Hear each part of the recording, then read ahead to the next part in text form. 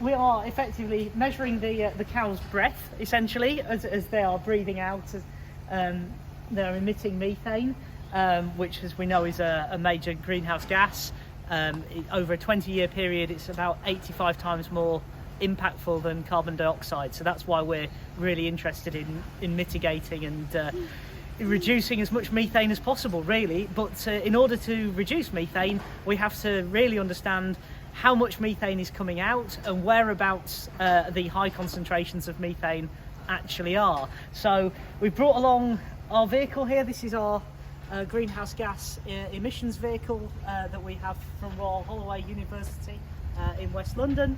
And the idea is that you can see some air inlets up here on the roof. So we have a solar panel up here, and we have the air inlets up here, sort of coming round. You can just see.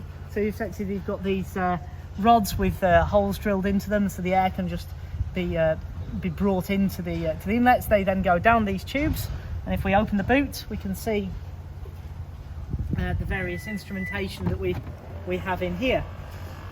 So you can probably hear the pumps going. So we have a large battery pack here, which is partly being charged by the solar panel, but not very much at the moment because it's very cloudy.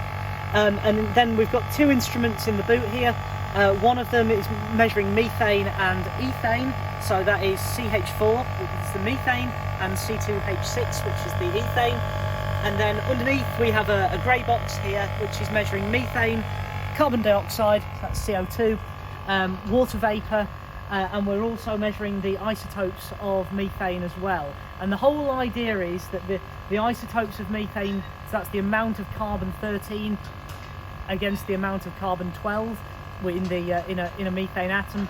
The relative amounts of that will vary depending on what the source of the methane is. So you would get heavy methane, isotopically speaking, from thermogenic sources, so that's things like oil and gas refineries and that type of thing, or biomass burning, forest fires, that type of thing.